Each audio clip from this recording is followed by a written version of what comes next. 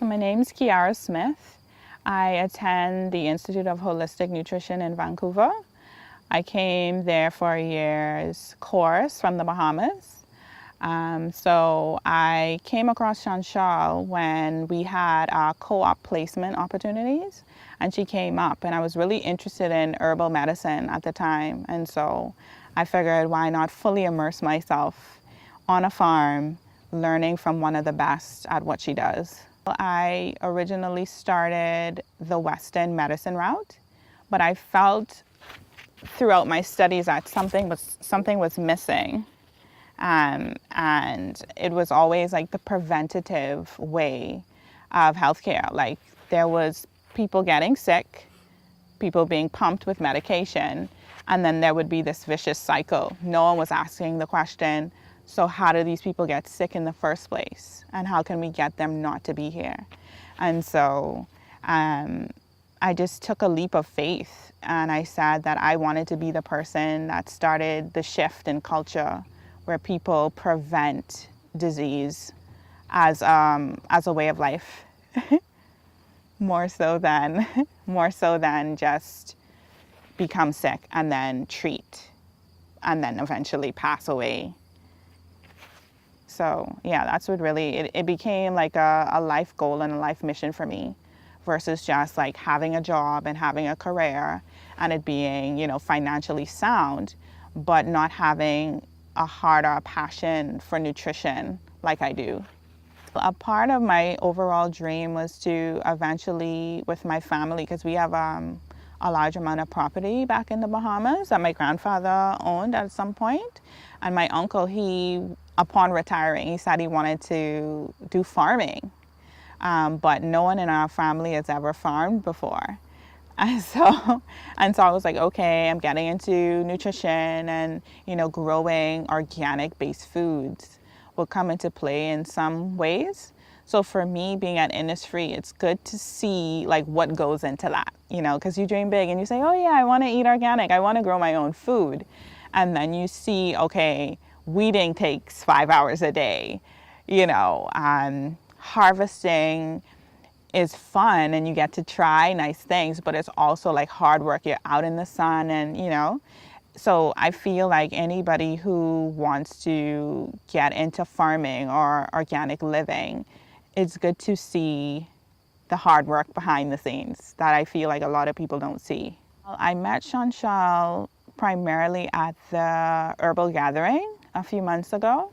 And then I spoke with her briefly through email and on a phone call. They've been, as a couple, very welcoming. Their home feels like our home. And as far as mentorship goes, I feel like what we have here is invaluable because they both are so very passionate about what they do. It isn't just a job, or it isn't just a place. It's like their lifestyle. It's who they are. And so it's very admirable to see them as a couple living their dream and having people come and share and be a part of that. Like since we've been here, like they seem to have an open door policy, and it's amazing how so many persons come and just have lunch. And we've met so many different persons because they've created this space where people feel at home and people feel like it's a getaway, it's a healing space. But so far, like we've had classes with Terry about microbiology, which have been interesting because we're digging in the dirt all the time and we're seeing all this life beneath our fingers. And, he's going into the details about bacteria and microbes and stuff like that we take for granted. So that's been pretty interesting to see it come to life before us. But we're all looking forward to Chantal's return and, being able to go in the garden with her and make stuff and really solidify what we've learned in our nutrition school. Who is kind of on the fence or kind of contemplating signing up for next? Well, I definitely tell them, like, be prepared to work hard.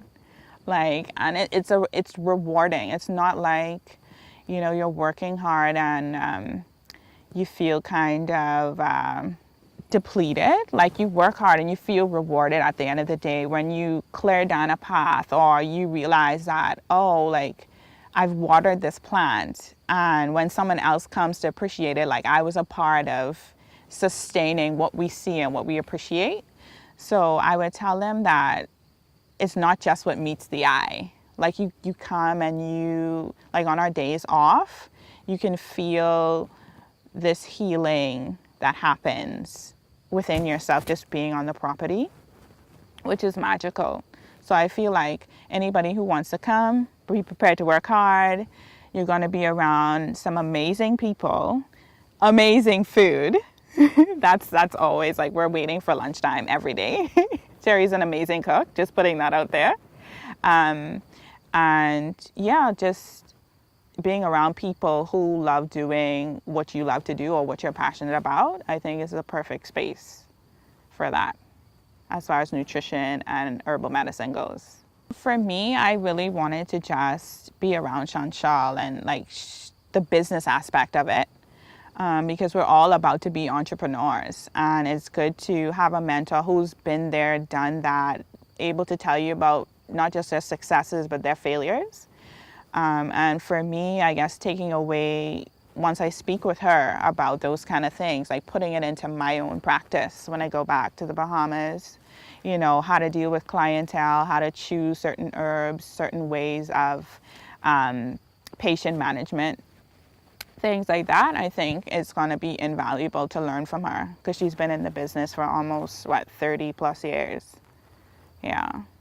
Is it something, this approach, is it something that's accepted in the Bahamas, or is it going to be a bit of a challenge? We don't really call it herbal medicine. It's renowned as bush medicine.